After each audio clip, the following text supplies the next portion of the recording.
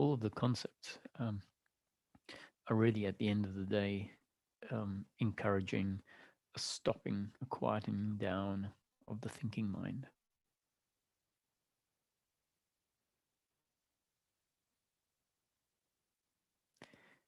They're not encouraging the doer to do less thinking.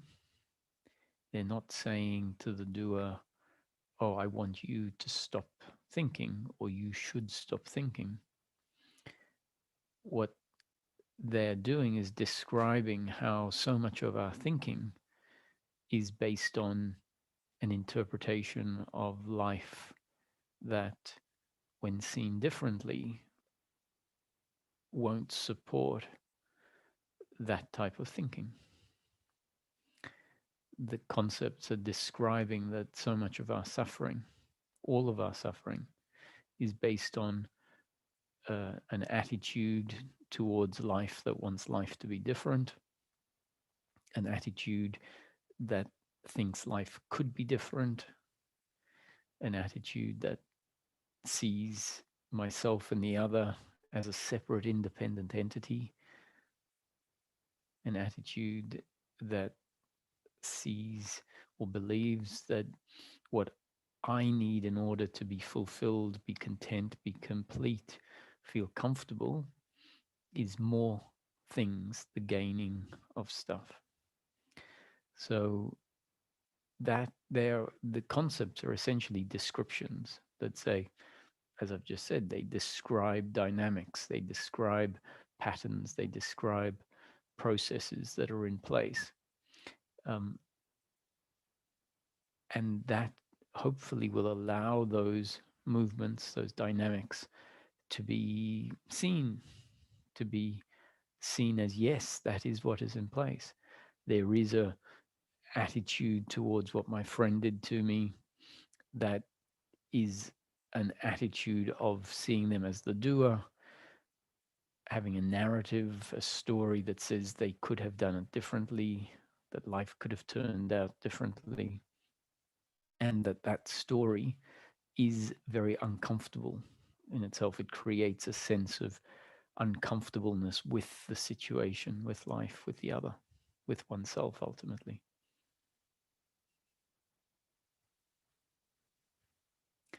And if that narrative, if that thinking, if thinking along those lines were to be interrupted, what happens is the uncomfortableness, which is actually a result of that thinking, or not a result of the thinking, it is inherent in that thinking. If the thinking gets interrupted, the uncomfortableness gets interrupted.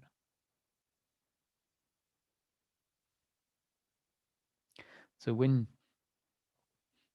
we sometimes hear spiritual teachings talking about there not being a person, what they're really talking about is the narrative that is a very common standard narrative, because human beings develop in a fairly standard way.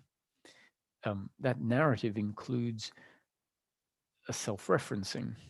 It's a concept. It says, you did this, that hurt me. And so within that thought, there is a you and a me and an idea of what it is that that action delivered to me hurt, and in not only hurt, but and it includes in it the idea that that was a diminishing or an attacking me or who I am. So all of that is contained in the narrative, and it got put in place quite early on in life. That way of thinking, that capacity to think. And those sort of thoughts started happening at quite a young age. And so it sort of sneaks up on us. That ability to have those narratives sneaks up on us. In part, it gets formed as part of our capacity to think, which is part of capacity to have language. And then that coupled with the actual experience of what's happening in the circumstance allows a narrative about this is happening to me. So the sense of me gets formed at about 2.5 to 3 years old. That's when the children start tantruming and calling everything me and mine. And when you take it away, they start screaming. Um, because that's when this this identity has really formed, and it's been in the process of forming from the time of birth, um, and that little entity's absorbing like a sponge, absorbing information. The intellect is developing conclusions about what's what in life. Conclusion is about rattles and that they make noises, and that is someone who gives me food, and comes when I cry. And so the baby is developing, and at about the age 2.5, 3, this me identity has fully formed. And so then there's all sorts of narratives that are formed about the internal feelings that arise, internal feelings that aren't even feelings of the me, but biological or um, sensational type of feelings. And then the me interprets what that means. And it interprets the same, interprets what the actions of the other mean relative to this psychological idea of itself. And that's essentially what that's the human condition. And so when the spiritual teachings say there is no person, really, there isn't really a person. What they're talking about is this idea of who we are, this narrative of who we are, this identity that gets formed is exactly that. It's an identity. It's a set of concepts that get layered, um, or layers and layers of that concept get um, put down day after day after day, creating what feels like a very concrete sense of self. And so it's very rare that we actually come to see our sense of self as being essentially a conceptual sense of self.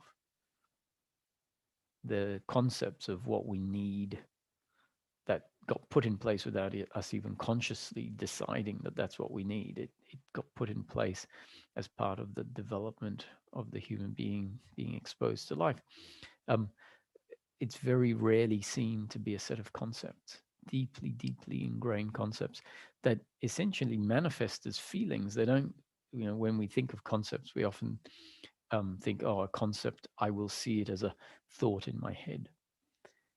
But the way these concepts get laid down creates what we could call this identity that isn't experienced as a concept, or it isn't experienced as a conceptual sense of self.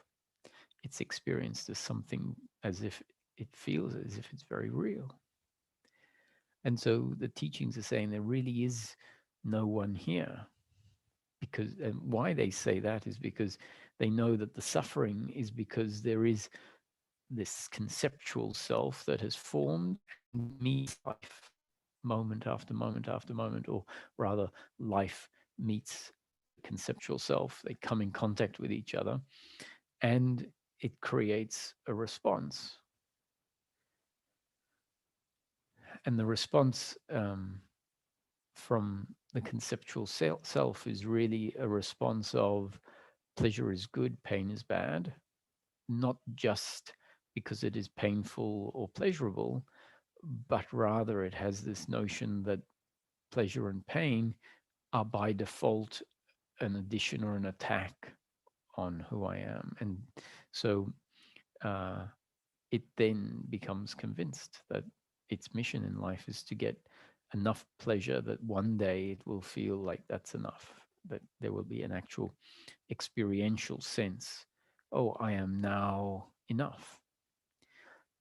And unfortunately, the conceptual self in itself is uncomfortableness. So it will never, doesn't matter what the circumstance actually turns out to be, this this conceptual self will never feel fulfilled, content. It will always be kicking the can down the road, always be something more that it feels it doesn't have.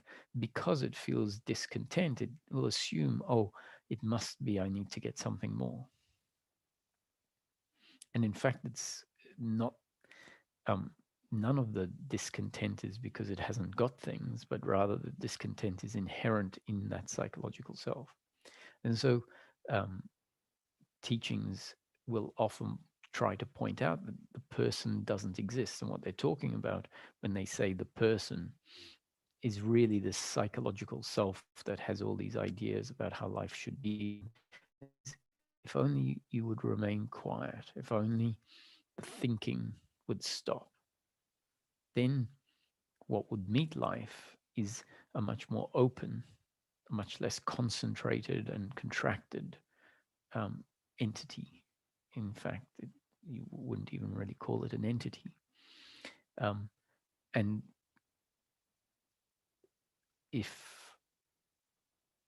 this becomes seen, if attention lands on the narrative and sees its repetitiveness, its consistency, its persistence, and gets a glimpse of what am I, who am I without this thought? If this thinking about what my best friend did or didn't do, or what government is doing or doesn't do, or whether the restrictions or all sorts of things, whether I should have done behaved like I behaved when I was 20 years old, or what will my future be like if global warming continues to happen at such a rate, and isn't this, if all that thinking stops,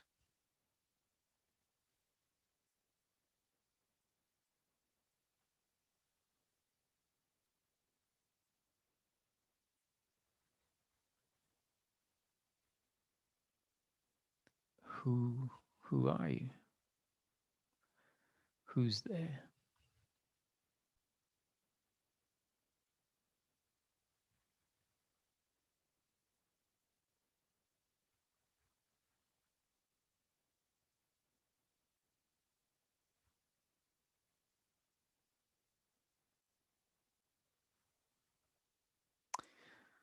Now, the seeking and the seeking and the seeker, because this attachment to outcome is in place, and because it doesn't just dissolve automatically, um, the attachment to outcome sneaks in without us even realizing it. And so, in the seeking, the likelihood is that we are seeking the end of suffering. So, while the motive as to why are you seeking, oh, I want my suffering to end,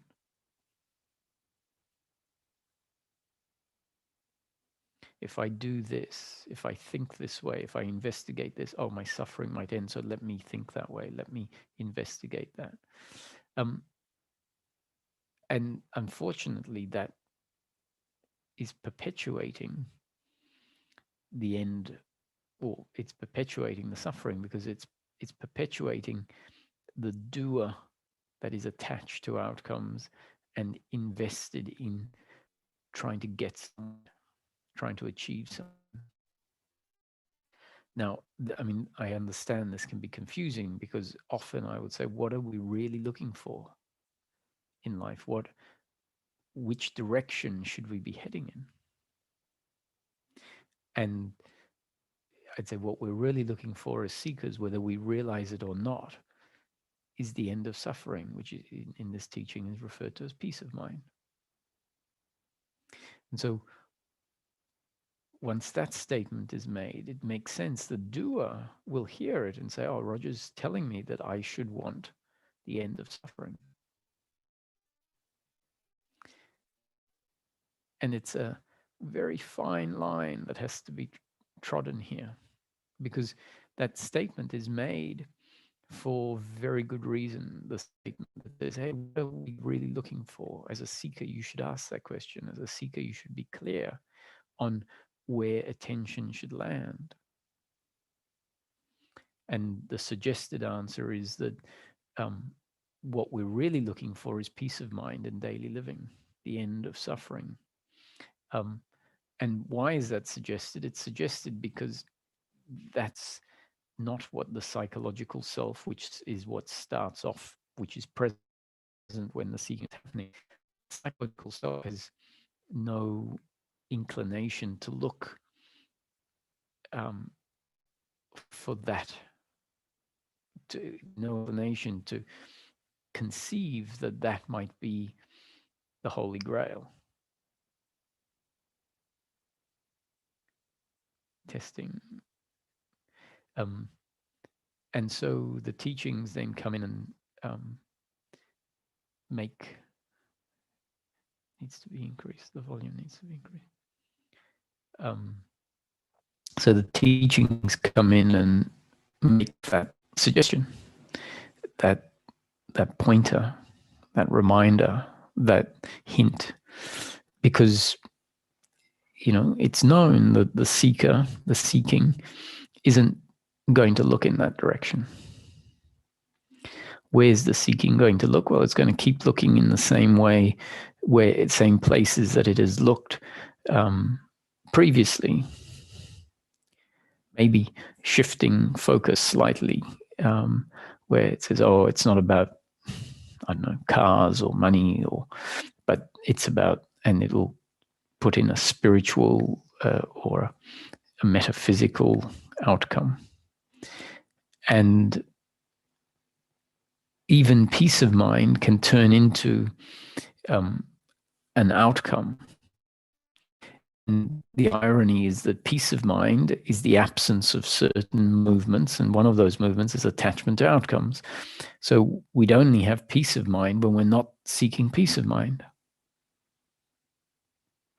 So then you'd say, so why do you tell us what we're looking for? Because if you tell us, aren't we then going to seek it? And it's not so much about the seeking, it's about the attitude in the seeking. It's like, is the attitude willing to accept that it might not have it? It might not get it. It's not in its control. And if it is, then the seeking is, I'll look, but I won't insist. I'm interested in that, but I understand it's not in my control. And so if we have, if we can tread that that line, very fine line, we can see that it's useful to be clear on what it is we're seeking and what it is that we're not seeking, or what, when, those things that won't deliver a contentment in life. It's good to have that because it can highlight when we're heading off in the wrong direction. Ideally, it'll highlight, oh, look, there is that attachment to outcome. There is the worrying about outcomes. There is the expectation about how life should turn out. And we might see that expectation and that resistance to how life turns out is based on the idea that my completeness is dependent on people delivering everything I like, on nature delivering everything I like. And so if we see that attachment to outcome and we know, look, that's the standard direction that sense of self takes, and there it goes again. That's why it's good to know that we're looking for peace of mind, because peace of mind is the absence of a whole lot of things: the absence of guilt, the absence of blame, the absence of pride, the absence of worry, the absence of expectation and attachment to outcomes. They go hand in hand.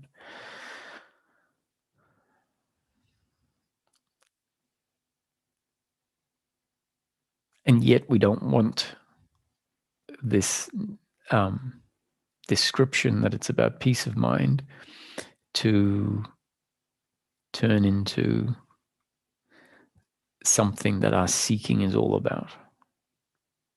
So how is it best to navigate that fine line? And I would suggest that you listen to the concepts as descriptions. So you put aside trying to get the end of seeking. It's been explained that that's what we're really looking for. That's where peace of mind and contentment will come, or contentment at the end of suffering arises when there is peace of mind, when there is a silence of the mind, when the uncomfortableness in the form of guilt, blame, pride, worry, and expectation isn't part of the background in our life. We find ourselves just moving through life, doing what needs to be done next. Oh, it's 12 o'clock. I've got to get in the car to get to so-and-so by 1 o'clock. That happens. And between 12 and 1, there's driving. There might be some thinking about practical matters, maybe ordering the meeting, going through some ideas about how you'll present your plan, let's say, to the person you're meeting. So that would be the working mind, but there isn't an underlying sense of anxiety, of lack of self-worth, of competition with the other. And so that means that hour isn't filled with suffering, isn't filled with an uncomfortableness.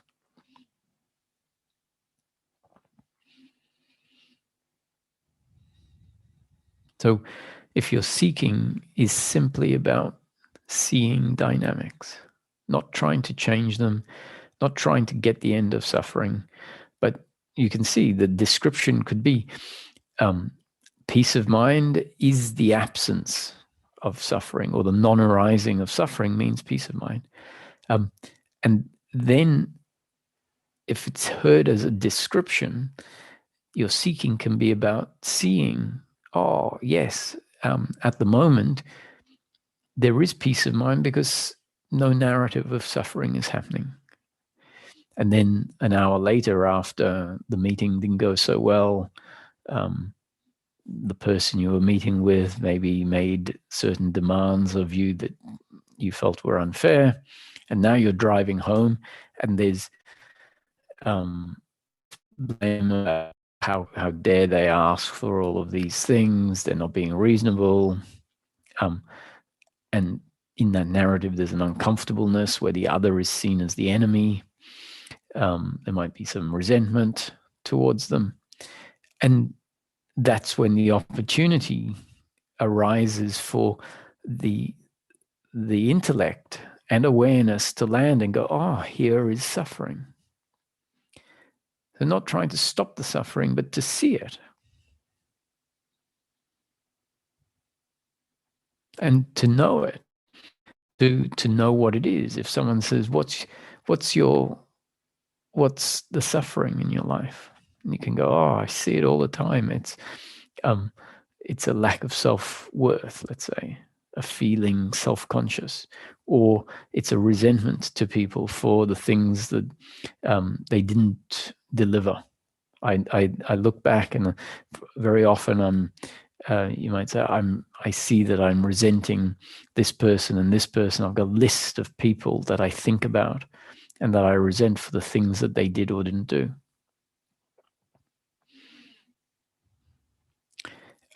That's very useful. That's very good to be aware, to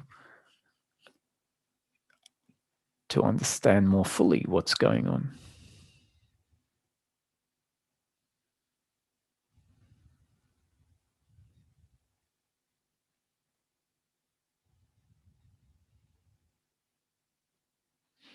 And there doesn't have to be an agenda of, okay, well, I've been looking for long enough now. It's not about an outcome. It's simply about becoming more familiar with the inner workings. So one of the descriptions is that our unhappiness, our suffering, is always attitudinal. It's always on the level of our attitude to circumstance.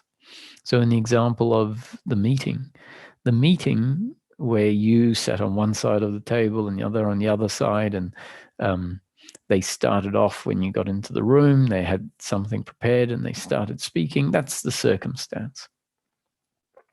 And so what they're saying, the content that they're delivering may be painful. It might not be in line with your preferences. And that too is part of the circumstance. So circumstance includes in it pleasure or pain. And the circumstance is pleasurable or painful depending on your biological preferences, which are part of your genes and up-to-date conditioning. The suffering is the attitude to the circumstance, and it's usually an attitude that extends horizontally in time, which means an attitude where you are thinking about what happened in the past after it happens for an extended period of time. So it's essentially started and finished. And when we look at the guilt, the blame, the pride, the worry and the expectation, we see it's always an attitude towards the past, the present, or the future. Not the past, the present, or the future in itself. That is circumstance, and that is limited to pleasure or pain. The suffering is this additional load on top of the circumstantial pleasure or pain that we can call the thinking mind, as opposed to the working mind, which is sort of functional thinking that doesn't have the bitterness, the sting, the resentment, doesn't have this story about who am I and what does this mean about me in it. You know, if we're just thinking about a list of groceries, then that's just functional thinking. If you're doing a mathematical calculation or writing something, that's just functional. You may well be doing those tasks, and at the same time, there can be a narrative going about any number of things that aren't the task itself, and that can be the thinking mind. Or it can be an attitude towards the task that you're doing. So the task is functional thinking, the working mind. And if it turns into suffering, it's because we have an attitude towards that, which is an attitude of personal doership or attachment to outcome. So in that, it's like, oh, I'm not doing the task well enough. The fact I'm not doing it well enough is very significant to who I am, because who I am in our minds is something that is added to by good outcomes and taken away by negative outcomes. So that's a description that our suffering is always an attitude to circumstance and not circumstance itself. So that description, once it's in your intellect, so it's being delivered as new conditioning, and that new conditioning can become part of your up-to-date conditioning. And so once it's part of your up-to-date conditioning, it may arise as a thought that catches out the suffering and says, I see, this is not the circumstance. You know, the fact that someone let me down, someone didn't pick me up when they said they were going to pick me up, that had its consequences, and all of that was circumstance. So you might have missed your appointment. You might have missed an airplane. You might have missed a meeting. That's the circumstance. And then the story about what that means and the blame towards the person that didn't pick you up, that is the attitude. towards the circumstance. And so when the suffering is happening, because your up-to-date conditioning includes this description, it may be able to see the suffering as attitudinal. So before that, it's unlikely to see it as attitudinal. It's unlikely to, for the distinction, for the boundary of circumstance attitude to present themselves. They will merge and seem to be the same thing. And because it is an attitude towards the circumstance, it's so easy to think that the suffering is because of the circumstance. And so if we get to see it, see what is being pointed at, see that, yes, my suffering is always attitudinal, well, that would be very useful. So that's what's meant by seeing the description or the concepts as descriptions, not so that you can get somewhere, but rather just so that you too can see life as described.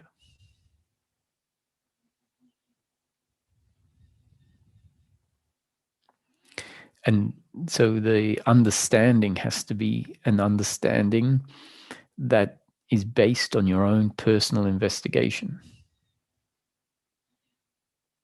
That means an inquiry or an observation of your own life, your own experience, where you might get to see, now I see. I've spent the last month looking, and you say, time and time again, once I saw it for the first time, I see time and time again how suffering is always attitudinal.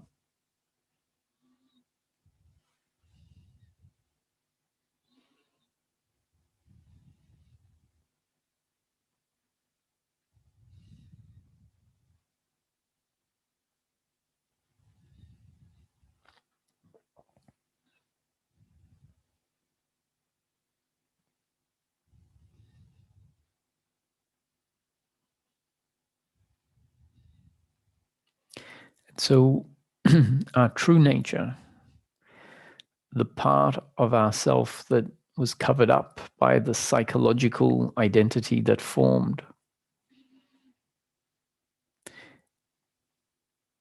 doesn't require all of life to turn out a particular way in order for it to feel complete.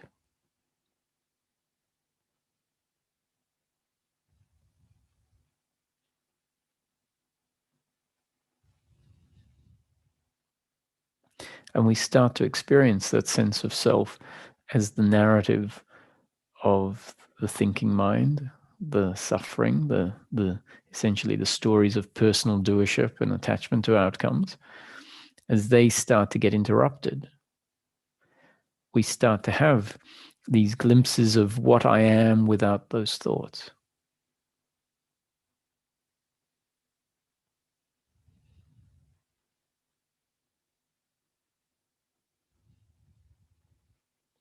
I am that which is aware of the circumstance, aware of the circumstance from a position that is not involved in the circumstance.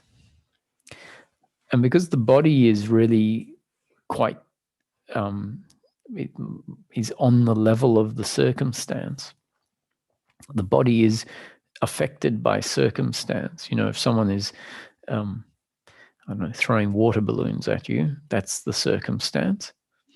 And the body is being hit by the water balloons and getting wet. And what we are on a deeper level is the awareness of the circumstance that sort of sees life from beyond the body.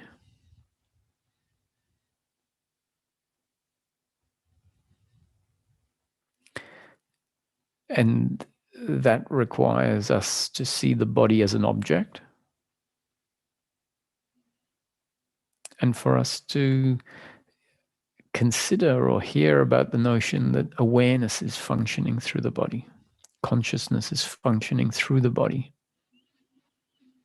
The consciousness of source has linked to a particular body-mind organism and is functioning through that body-mind organism as personal consciousness.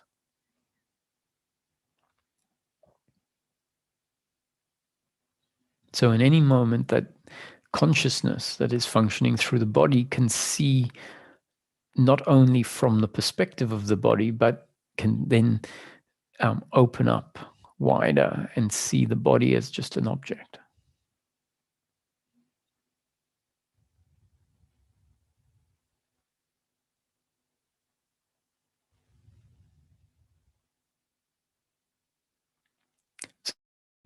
To know how I really am is not affected by circumstance. What I really am is bigger than circumstance, or prior to circumstance, or beyond circumstance. What I am is not physical. What I am is not emotional or mental. What I am doesn't require any effort to become or to be.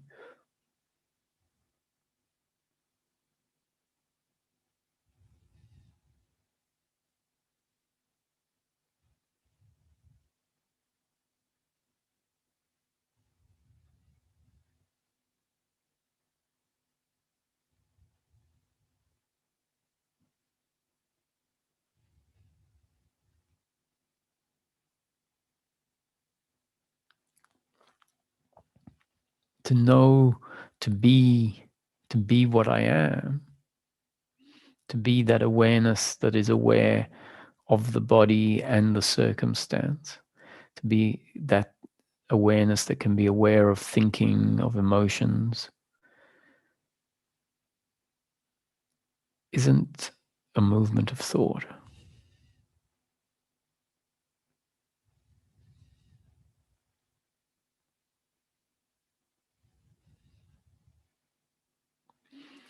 If awareness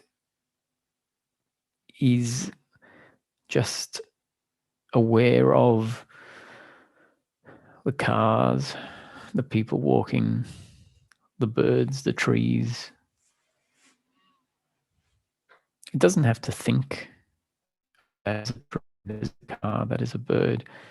It can just register.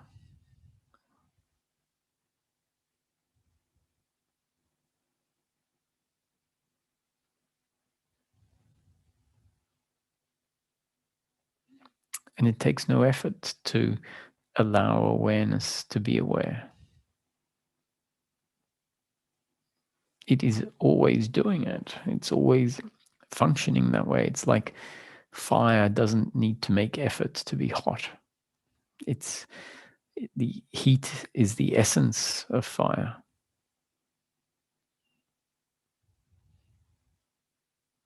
So awareness is the essence of consciousness.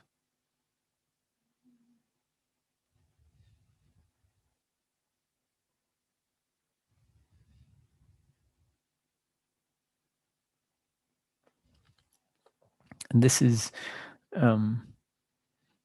something that gets cultivated, and it is, in a way, the alternate gear to being involved in circumstance. Involved in circumstances when we are very much identified with the body and looking at the circumstance from the point of view of what I am is part of the circumstance.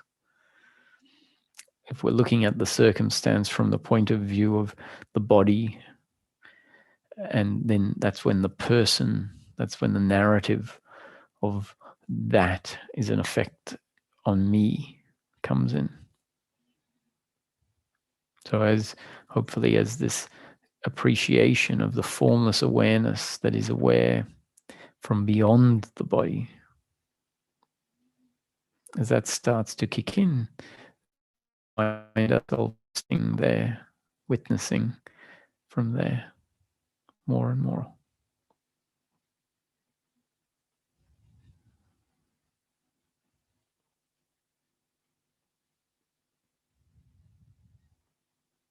From that place of being formless awareness,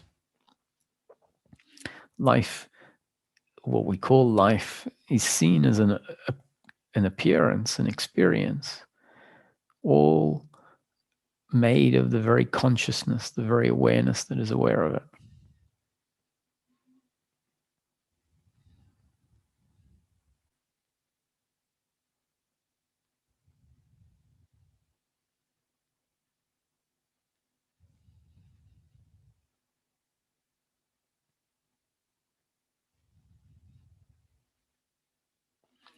There's nowhere to go, nothing to do, because awareness is always aware of the ever-changing content. So awareness doesn't need to go anywhere because the content is coming through it. The content is always moving.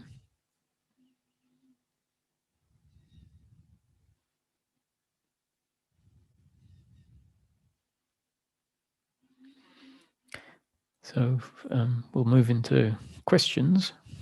If anyone has any questions, I'll talk for a few more minutes, but you can put your hand up if you'd like.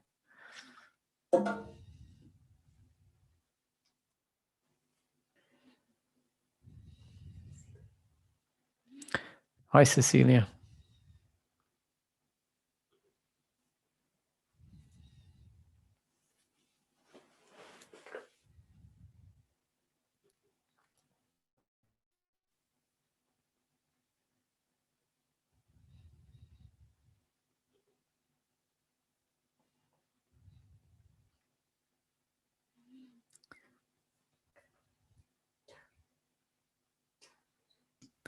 Hi, Darius. Oh, sorry, I've been asked to unmute. Yes, okay, now I can hear you. Okay, it's Cecilia. I don't know if you call another name. No, hi, Cecilia. Hi. I wanted to ask you about the following, and I know it has to do with the body-mind construct, right? The complex, the body-mind complex, I should say. You know, psychologists always talk to us about how, it's so important to have community and to have, to have friends, that, to be a person going through, to be a kind of a hermit, that this is either unnatural or it's not good for you, etc. So but I keep thinking that this need that we have for community or for relating to somebody else, to another body-mind complex, that it is again something that is born of the conditioning of our thinking and our thoughts that are not the real us, right? Yep. So am I thinking about that in the right way? And what is the practice that I could do to, because somehow in spite of that, in spite of trying to be vigilant and in practicing, like ignoring the thought and relaxing, ignoring the thought and relaxing and going into that other space, there comes this, the conditioned need, to feel, okay, I have to connect to somebody else. I have to have, I have to connect to my friends. I have to have that human interaction. Mm-hmm. So what is the practice to be able to overcome the feelings? Because now it's not just thoughts, there's a feeling, right? Is it also, is the practice to try and do the same thing like we do with our thoughts, that it is to, I prefer to surrender rather than self-inquiry. I work better with surrender than with self-inquiry. Am I better to try and deal with the feelings the same way that I deal with my thoughts, which is ignore let the mind and body do what it has to do, but ignore and relax, ignore and relax. Am I better off doing that also as a practice in relation to my feelings? Or is there another practice that I could engage in that would be more beneficial? Or is it something that is beyond the mind-body complex, this need to connect to other people?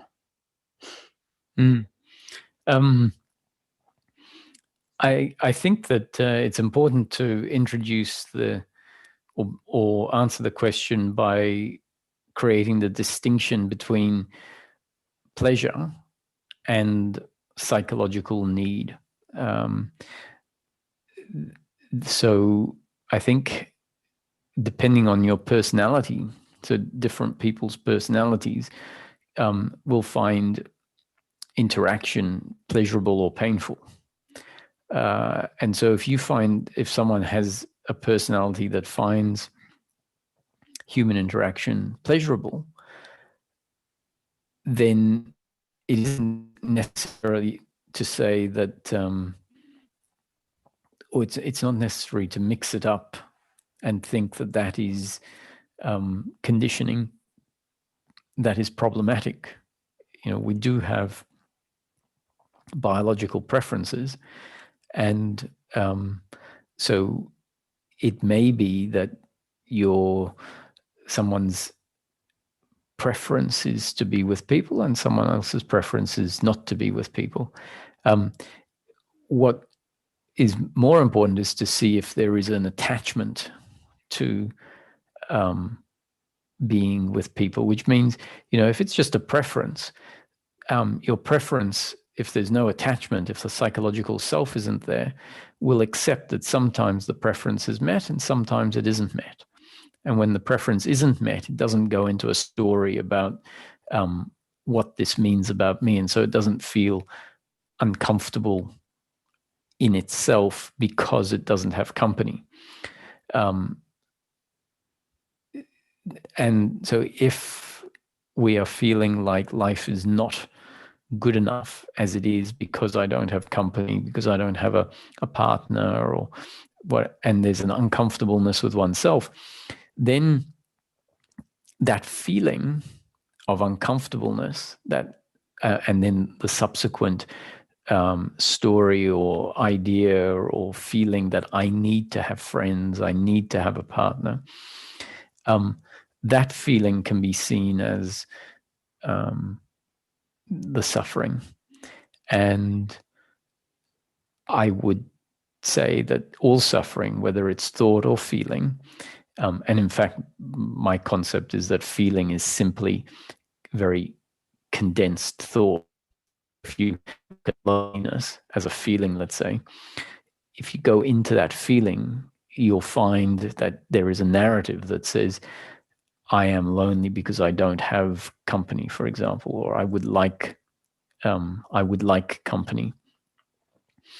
And so to relate to that feeling as not the truth is valid, much like you were saying that you're familiar with doing with your thoughts, where you can relate to your thoughts as not the truth. And if there are feelings of suffering, then I would very much relate to those feelings as not the truth. I don't think that there's a universal truth that says we need company. I don't think that is a given, just the same as we need food to survive. You know, it's pleasurable sometimes in the right doses. Some people can take more than others, but it isn't a feeling. To me, a feeling of loneliness comes from the identity, the false sense of self. Loneliness tends to dissolve when the identity is no longer there. Thank you. Thank you very much. You're welcome.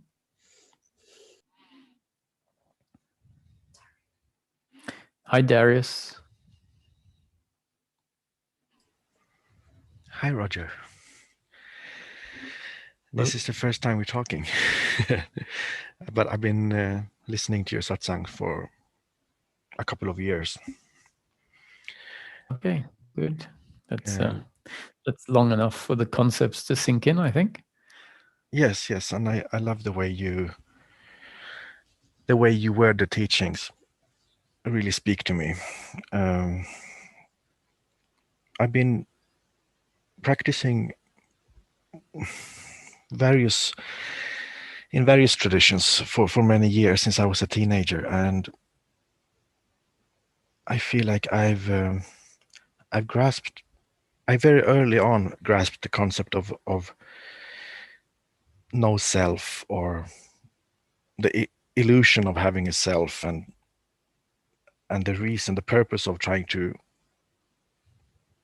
see through that concept. And and I've had some glimpses, mainly in meditation, I think, of being completely not identified with body and mind. But, and here comes my question, the step or the leap from that glimpse to resting in that state seems impossible. It seems like these teachings are asking us to do something that's not possible. Like I've spent so much time and effort on this, trying to understand it, trying to stop doing, to stop believing that I am a doer, and to stop getting involved, just observing, trying to be detached. And I think I've sacrificed everything for this practice. I haven't been able to build a life because of this. And still, I don't feel any closer to release or peace. Yes. So we'll talk to the attitude that's hearing the teaching, right? Because the teaching is saying there is no doer, right? There is no one that can stop thinking. There isn't anyone that can abide in I am. So the teaching isn't making that statement and then saying to Darius, okay, now, Darius, I want you this week to abide in I am. Because if it was saying that, it would be on the one hand saying there's no one that is the doer. And then on the other hand, it's saying, okay, Darius, go and abide in I am. Now, I know that it can sound like the teaching is saying, abide in I am to a doer, because sometimes the words are, wherever possible, abide in I am. Yeah? Wherever possible, drop out of the thinking mind into being. What is also added into the teachings is the notion that from time to time I say that whatever is said is a description and not a prescription. Right? What that means is it is a description of something that might happen. That means that when you hear the words, wherever possible, drop into being, or wherever possible, abide in I am, that is a description of something that might happen. You might find yourself dropping into being, right? You might find yourself dropping into I amness, which are basically just two different ways of saying the same thing. And if the seeker hears abide in I am and says, okay, that's my mission for this week, I'm going to make this happen, then there's a bit of a mismatch between how what is being said is being heard, right? So our seeking has to loosen up. Essentially, we're saying Darius, you can't make this happen. That's why you haven't succeeded.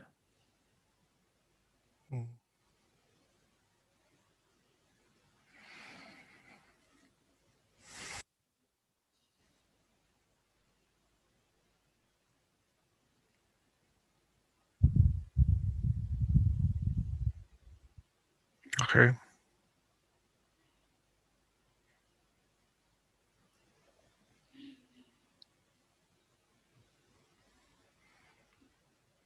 Life, I accept it. Yeah. life is a happening. That the notion that life is a predetermined story or a creation in consciousness is basically saying, you know, all of these things that have happened in our life were what was destined to happen. So it happens exactly as it's destined to happen, which means the sufferings as well part of the story. So if the story has us suffering until page 197, and then on page 197, it puts in a break in the suffering, that's how it'll turn out. And so the story might have Darius making lots of effort on page 100 to stop suffering. And in the story, so it says Darius will make a lot of effort to stop the suffering between page 100 and 170. And Darius will continue to suffer. If that's the script, that's how it will turn out. And then on page 180, it says, and Darius now feels peace of mind. Not because Darius did it right and previously was doing it wrong, but rather because that's the story that has been created. That is the experience that's being created. And so as a seeker, if it dawns on us, oh, I am being lived, that means my life is a creation that I'm experiencing. And I'm not the creator of it. I am the one that experiences what has been created. A conclusion that might happen, and if that conclusion happens, it's part of the story, is, oh, I have nothing to do. That is sort of, that's surrender, right? It's like the realization, oh, I get it, I'm not the doer. And you put down the doing within the seeking. And even that, you know, once again, when I say you put down the doing, it's really a description of what might happen. The doing might get put down because the insight happens. The insight, oh, I can't do this.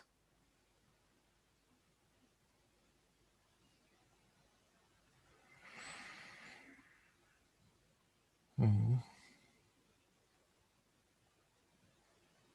I think what every seeker would ask in this situation would be, then why should I continue seeking at all?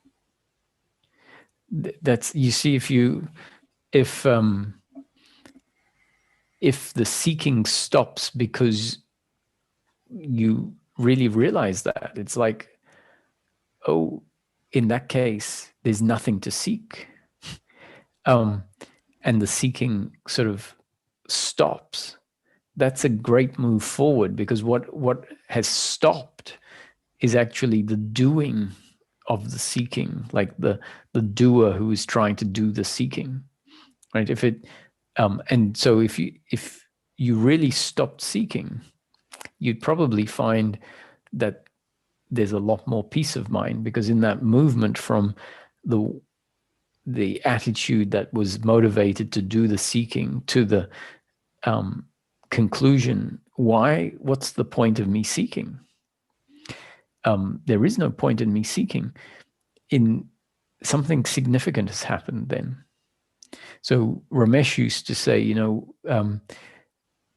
you might as well go and lie on the beach. And if you come up with that conclusion for yourself, like, what am I doing all this seeking for? I might as well just go and lie on the beach. If that's a genuine conclusion, it's a conclusion that says there isn't a doer here. And that is a fairly, so if you did then go and lie on the beach, the seeking has delivered something very significant. It's delivered the end of the seeker.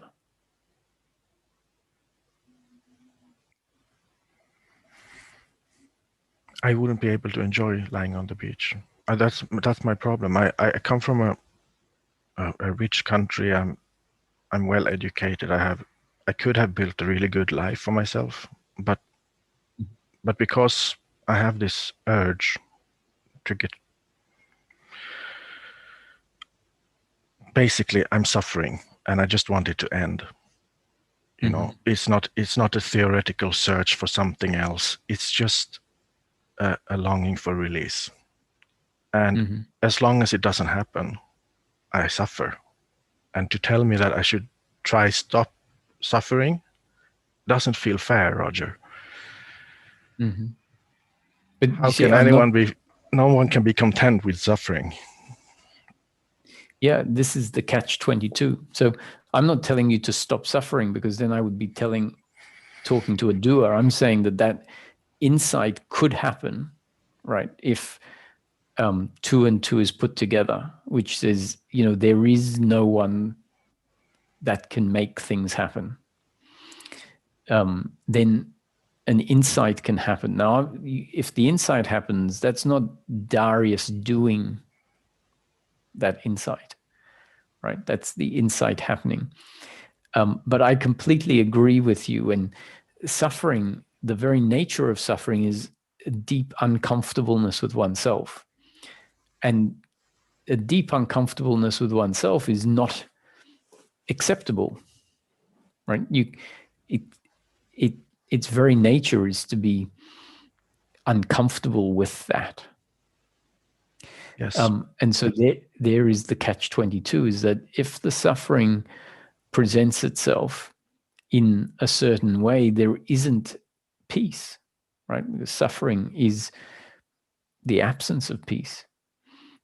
And so this is the tragic joke of life, is that the answer is surrender, and yet suffering is the opposite of surrender.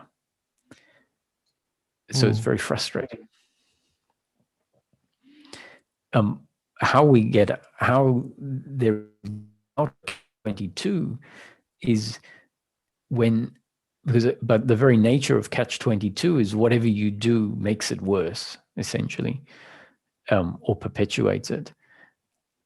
And so it's only when life brings in another factor, that, let's say, a reduction in the suffering, not because you do it, but it just reduces. And if that happens, if the suffering reduces, then there could be maybe what we could call some peace with the suffering, because the suffering has reduced, and so that reduction is a peace. But the thing is, I'm not offering a solution.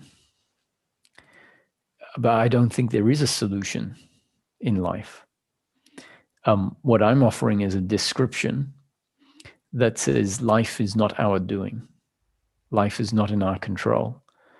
Life is something that arises, the experience of life, the feelings we have, the thoughts we have, the emotions that we have are a happening and not our doing. And it's just a description, right? And so what you're recounting to me is almost proving the point, right? Is you've done everything you can, and still it hasn't ended. So it's sort of proving the point that Darius isn't, the doer isn't in control.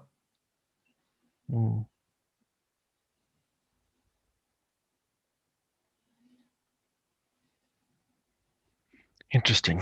Thank you. I will reflect on this. Thank you, Darius. Thanks for your comments. Thank you. I wish I had better news. I think it's good enough, probably. I just think the mind needs to process this. Yeah, yeah.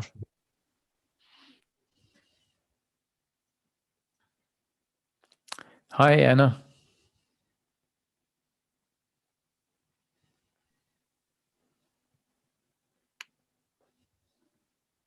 Hello, Roger. Hello. I'm in a very similar situation as Darius, that I've been following you for many years, and it has helped me a lot. I'm That's glad to hear. Emotional here, and it still hasn't really happened. Really, like it hasn't sank in completely, because the suffering of the body. I have a lot of tensions in my body that takes over. That's what I'm conscious about, that I have these tensions,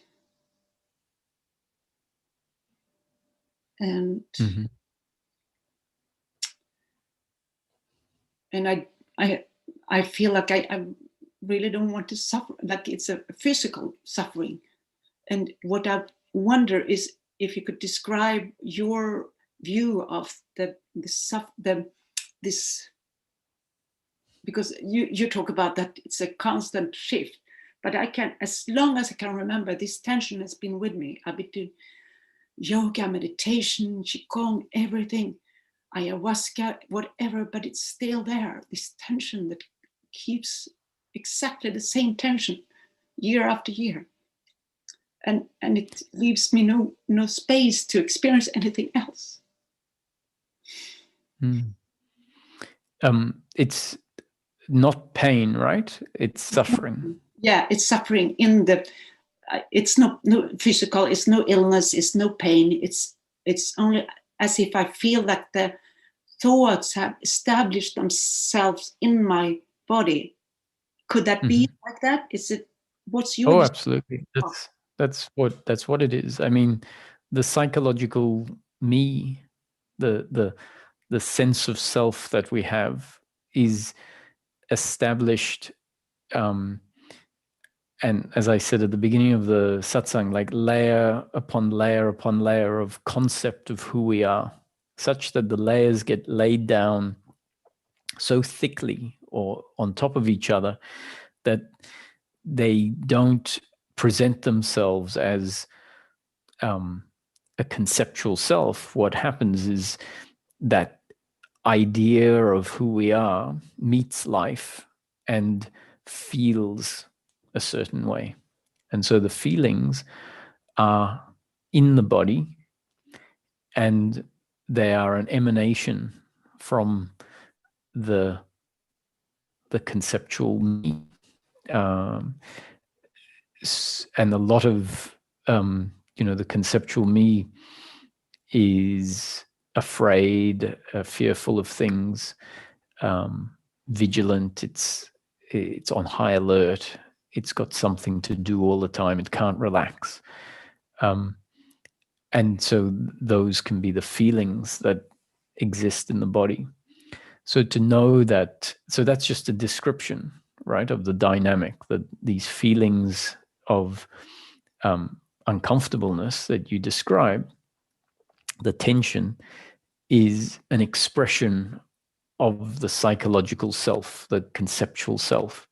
And that those concepts are not in your head, they're brain cells, let's say. So if you can, with that description, maybe relate to the tension as an expression of what you are not, right? So that doesn't mean it will go anywhere, but at least you can understand this is not my true nature, right? This is not what I really am.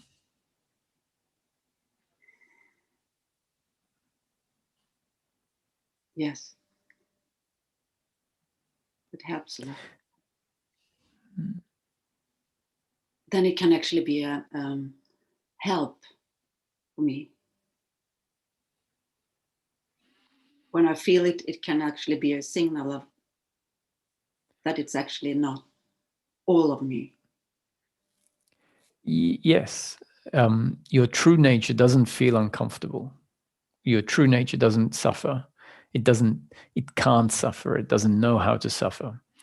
The thinking mind and the psychological self only knows how to suffer. So whenever the suffering is there, just remember, this is not what I truly am. Now, I'm not saying resist it, fight it, be angry at the fact that it's there. Just remember, this is not what I truly am. What I am is peace. What I am is openness. What I am is beyond pleasure, pain, beyond even the suffering. But can I, or whoever, could there be that this awareness of consciousness, even though I will live all my life with all this tension still, I will still, be able to be conscious about consciousness? It's a progression in a way. When the identification is very strong, then there's no capacity for awareness to be aware of itself. So the very notion that life is happening, the notion that this is not what I am, the notion that thoughts arise, feelings arise. These are three different concepts, right, that I've just mentioned, each of which create or have the potential, when we start seeing this, after we hear it, we might start, attention might land on the thoughts, it might land on the suffering, and it has the potential to create a bit of space, a bit of disidentification with the suffering.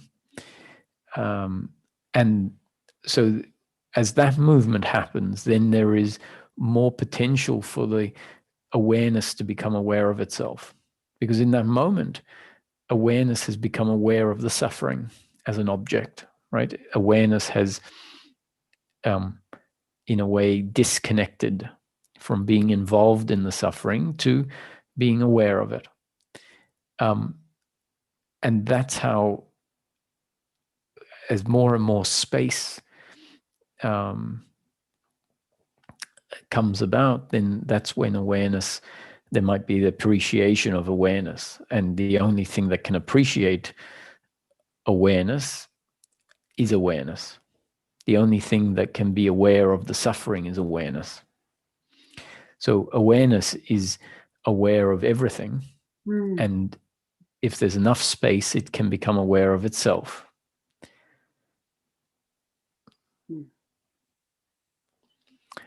And so that's why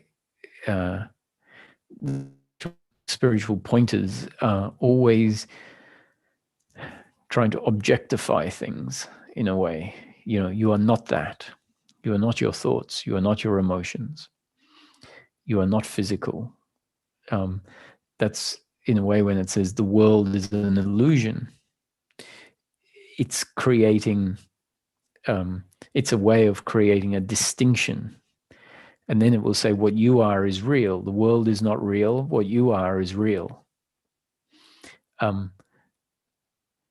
Whereas when there's heavy suffering, there is we are what is being spoken of as what you really are, or what is real.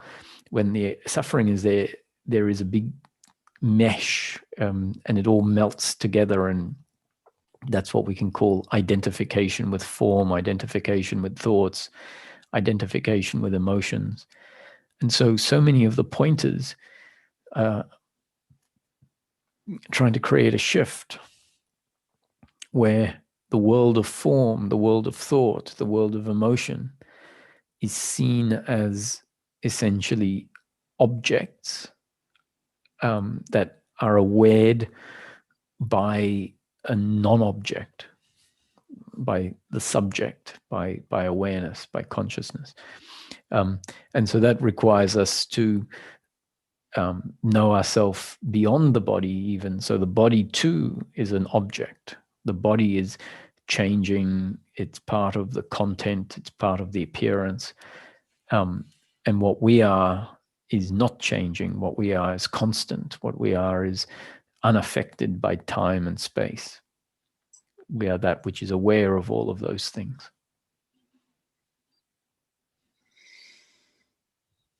Mm. And the only way that awareness that is through silence, because I'm putting forward a lot of words, and it's very easy for the thinking to kick in and go, oh, he said I'm not aware, I'm not form, I'm awareness, and then the thinking tries to work it out. And the thinking isn't going to work it out, because what I'm pointing at is what you are prior to thinking, before thinking, beyond thinking, something that is not thinking, something that is much more immediate, much more direct than thinking. And it's not something, once again, I'm not telling you to stop thinking. I'm just putting out words, concepts that may inspire the stopping of thinking.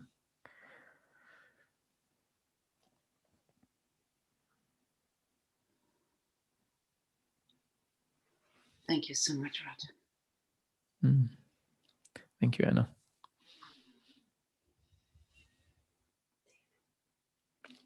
Hi, David.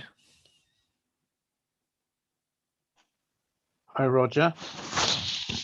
Thank you for your teachings. I've been following you for about a year now, and similar experiences to the other two people who spoke. But for me, it's very hopeful and very liberating.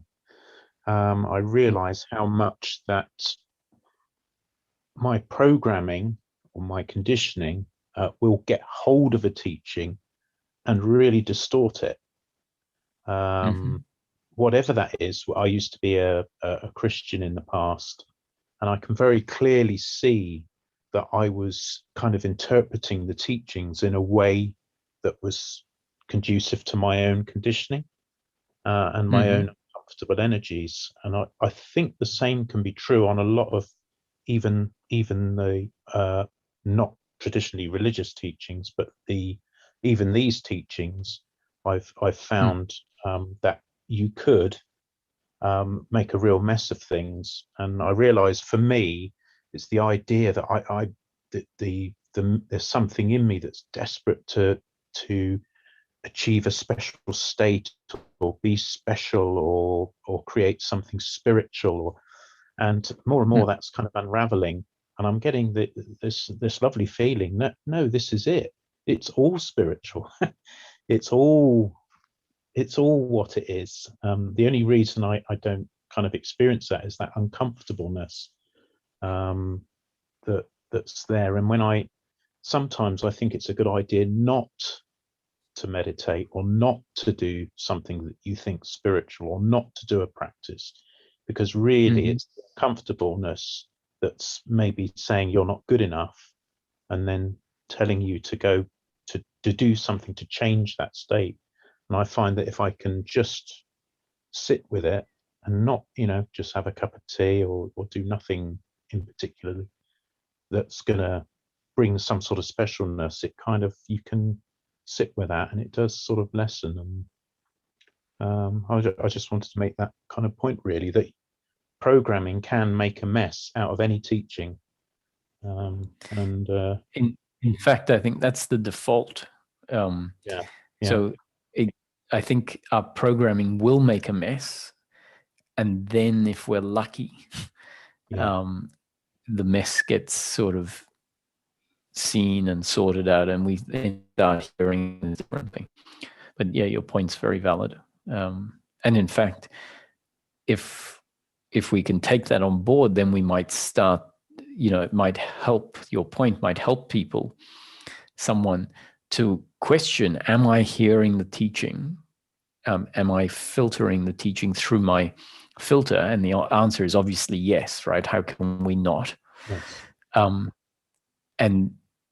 And yet if we ask ourselves that question, that may actually change our filter a little bit, because we might start to see how we are. And the biggest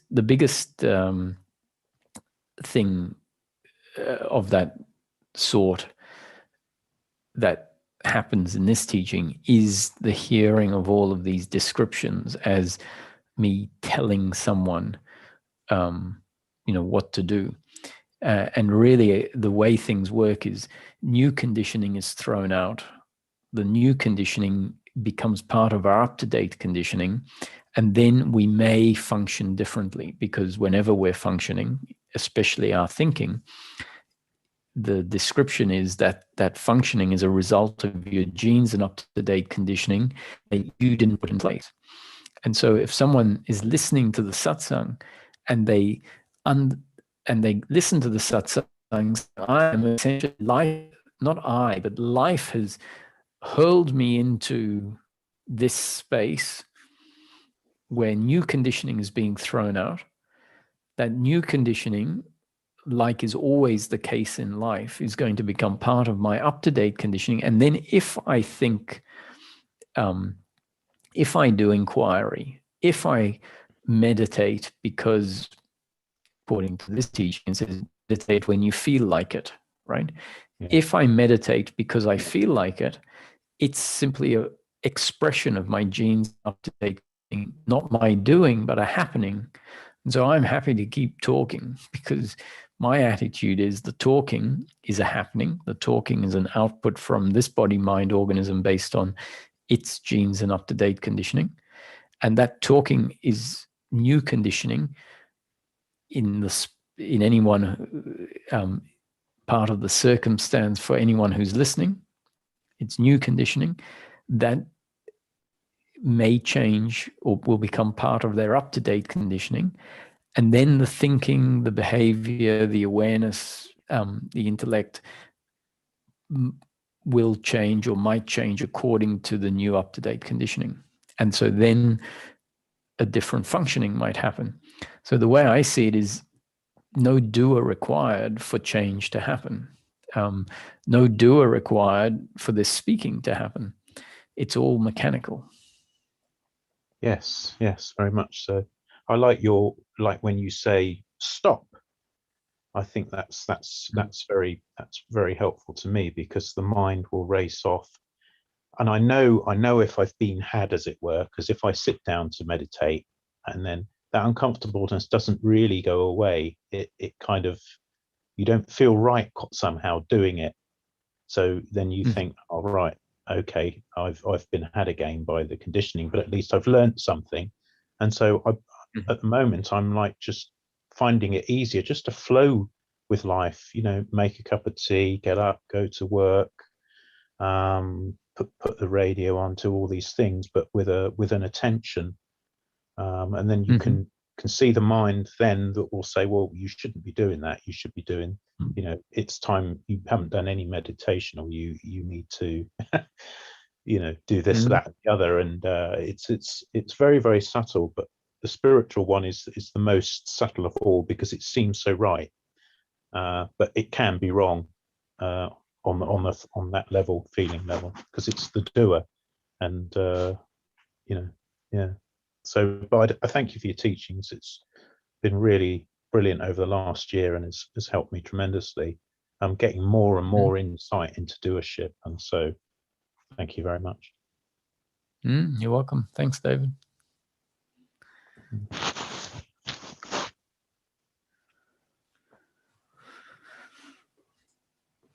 Boris. Hello, Boris. Hello, Roger. Hi. Hi. In succession of the Catch-22, where you were talking about, Darius, is that the same as the dark hour Ramesh is talking about? The ego trying to get rid of the ego? Yes.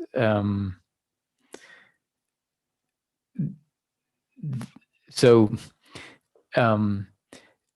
in this teaching, and even in Ramesh's teaching, because a lot of what I put forward is the general principle of what Ramesh would put forward, he would clarify that in this teaching, the ego is not the problem. The ego, for the purposes of this teaching, is something that will remain even after liberation. So the definition of ego in this teaching is it's the body-mind through which consciousness is functioning. That is the ego. And then the distinction is you can have an ego with the belief in personal doership and attachment to outcome, or an ego where the belief in personal doership and attachment to outcome has been completely annihilated. So the sage is still an ego, right? A body-mind organism through which consciousness is functioning, an ego or a body-mind organism with name and form. But the problematic component that used to be part of the ego has been annihilated, and that is the doership and attachment to outcome.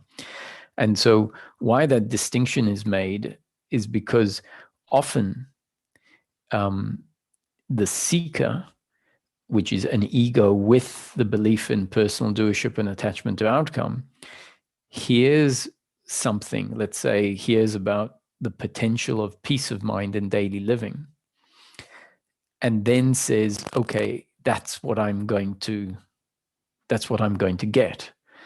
And so that is a perpetuation of the belief in doership and attachment to outcomes, which obviously means peace of mind isn't going to be available, because the very movement towards peace of mind is a perpetuating of the doership and attachment to outcome, which is what needs to dissolve in order for there to be peace of mind. And even more acute is what you've brought up, which is where the doer, which traditionally is referred to as the ego, and we've said here, we've redefined the ego differently, but the doer and attachment to outcome traditionally is being referred to as the ego. And then we hear, you have to kill the ego, right? The ego has to die. The ego is the problem. And so then the ego, which doesn't realize it is the ego, says, okay, well, now I know what I need to do. I need to kill the ego. And so in wanting to kill the ego, not realizing that it is the ego, so it goes out looking for the ego to kill. The ego is essentially being fed, being energized, being reconfirmed, being strengthened by that very movement of it going out to seek this elusive ego that it needs to kill. So it's a dog chasing its tail. And that is the catch-22, when the ego says, my job is to kill the ego. And so this change of terminology where we've said, no, the ego, the human being is, and a liberated person is an ego. The difference is you have an ego before liberation that has the deeply ingrained belief of personal doership and attachment to outcome. And then after liberation, there is an ego, but the belief in doership and attachment to outcome has been annihilated.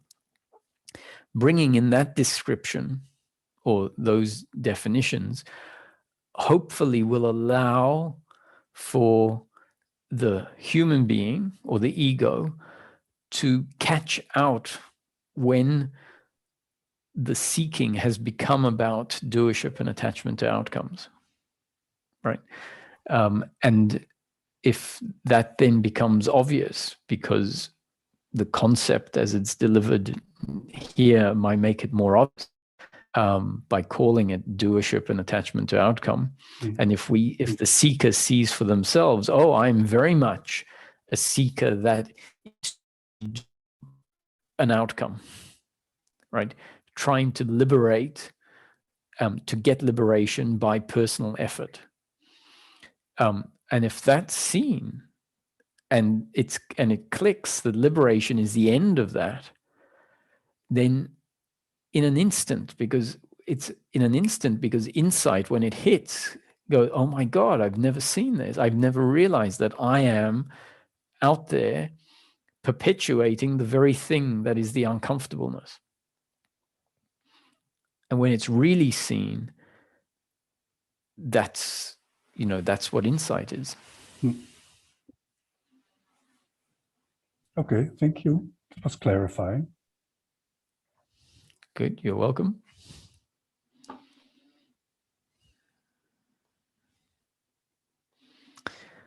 Okay, well, thank you for joining, and we'll see you next week.